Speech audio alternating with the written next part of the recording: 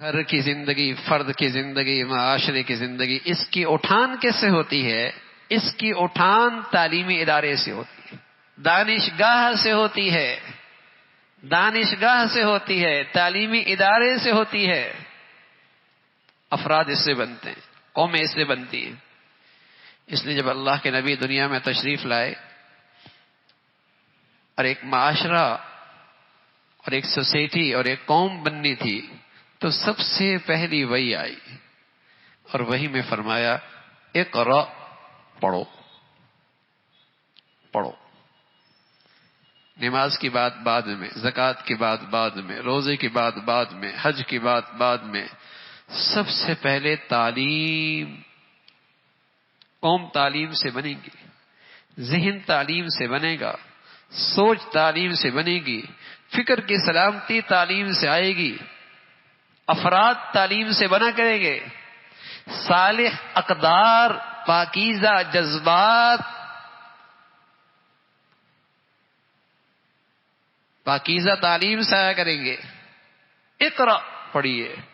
اور سبحان اللہ، صرف تعلیم کی اہمیت نہ بتائی، بلکہ دانشگاہوں کا اور تعلیمی اداروں کا وہ پاکیزہ نصاب تعلیم بھی دیا، مبارک نصاب تعلیم دیا، اعلیٰ قدروں پر مشتمل، جس سے سارے پاکیزہ زندگی کا وجود ملتا ہے، وہ نصاب تعلیم بھی دیا۔ کہا بسم ربک الذی خلق۔ اس نصاب تعلیم میں دو چیزیں ہیں، دو بنیادی چیزیں ہیں۔ پہلی چیز ہے اپنے پیدا کرنے والے کو نہ بھولے، جب بھی زندگی کا قدم اٹھائے تو رب کو یاد رکھے، جو اسے پیدا کرتا ہے، پالتا ہے، اور رب پالتا ہے۔ اگر تعلیم کا اندر یہ نسخہ آ جائے، یہ وظیفہ آ جائے، یہ بنیاد تعلیم کی اس پہ پڑ جائے اور ذہن بن جائے کہ پالنے والا اللہ، نہ دکان سے پلتا ہے، نہ فیکٹری سے، نہ کارخانے سے، نہ ڈگریوں سے، پالتا اللہ ہے، تو تنہائیوں کے اندر بھی، خلوتوں کے اندر بھی یہ کرپشن نہیں کرے گا۔ پالتا اللہ ہے، پالتا اللہ ہے۔ اور ساری دنیا کے ضابطے قانون بنا لو، اگر یہ چیز نہیں آئے گی تو چور کو کبھی چوری سے نہیں روک سکتے۔ وقتی طور پہ کچھ وہ ہاتھ روک کے رہے گا، لیکن جہاں اسے موقع ملے گا وہ ڈاکہ مارے گا۔ اور اگر ڈاکو کو، جس کا مزاج میں ڈاکہ مارنا ہے، اسے آپ نے ڈاکہ مارنے کی تعلیم دے دی تو ڈاکہ بھی مارے گا، نشان بھی نہیں چھوڑے گا۔ پڑھا لکھا ہے، گھر بلا کے لوٹ لیتا ہے، ہنسوں میں ایسا ہیر پھیر کرتا ہے کہ کسی کو نشان بھی نظر نہیں آتا۔ پڑھا لکھا ہے، معاملہ ہزاروں کا نہیں، کروڑوں کا نہیں، اربوں کا ہے، لیکن کہیں نشان بھی نہیں چھوڑتا، جاہل نہیں ہے، پڑھا لکھا ہے۔ لیکن جب تعلیم کا رخ غلط ہو جائے گا تو لٹیروں کو لوٹنے کے انداز آ جائیں گے، چوروں کو چوری کرنے کے نئے نئے طریقے ایجاد ہو جائیں گے۔ اور ایک یہ ہے اقرأ بسم ربک الذی خلق۔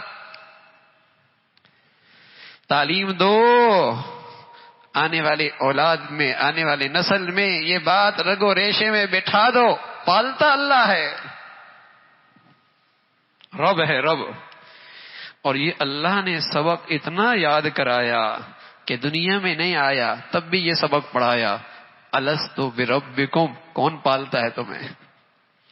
ماں کے پیٹ میں پریکٹیکل کرایا، پریکٹیکل، تاکہ یہ سبق بھولے نہیں، یہ سبق بھولے نہیں۔ اماں کا پیٹ ہے، اندھیرا ہے، رحم ہے، جھلی ہے، اور وہاں زندگی کا سامان کون مہیا کر رہا؟ وہاں زندگی کا سامان کون مہیا کر رہا؟ دنیا میں آنے سے پہلے سبق دیا، ماں کے پیٹ میں عملاً تجربہ کروایا، باہر آیا، ماں کی چھاتی میں غذا کا انتظام کر دیا، گھر کی دہلیز پہ ہر دل میں اس کی ایسی محبت ڈال دی، خود بھوکا رہتی ہے اسے کھلاتی ہے، خود پیاسا رہتا ہے اسے پلاتا ہے، خود بے آرام رہتا ہے اسے آرام دیتا ہے. یہ اللہ کی پرورش کا انتظام ہے. لیکن ذرا قوت بازو میں جان کے آ گئی، اعصاب میں طاقت کے آ گئی، عقل و دانش میں ذرا سی روشنی کے آ گئی، نادان آدمی اپنے اوقات بھول گیا. تو سبق دیا، اقرأ بسم ربک الذی خلق.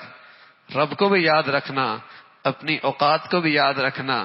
تو خالق نہیں ہے، تو مخلوق ہے، تو محتاج ہے، تو فقیر ہے، تیرا پیدا کرنے والا کوئی اور ہے. یہ بنیادی سبق ہے. دانشگاہیں رائے راست پر نہ آئی، قوم رائے راست پہ نہیں آ سکتی، گھرانے رائے راست پہ نہیں آ سکتے، فرد رائے راست پہ نہیں آ سکتے. دانشگاہوں کا سبق ٹھیک ہو جائے، ان کا رخ ٹھیک ہو جائے. اگر وہاں دانشگاہوں میں صرف پرزے بنانا ہی سکھا دیا، پرزے بنانا ہی مقصود ہے ان دانشگاہوں کا، پھر اس قوم کا اللہ ہی حافظ ہوتا ہے، پھر ان گھروں کا اللہ ہی حافظ ہوتا ہے، پھر ہنستے بستے گھر ٹوٹتے ہوتے ہیں، پھر انسانی قدریں سبھی رخصت ہو جاتی ہیں.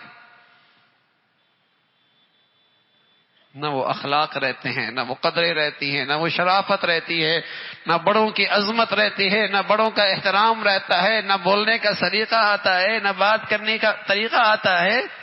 سب رخصت ہو جاتی.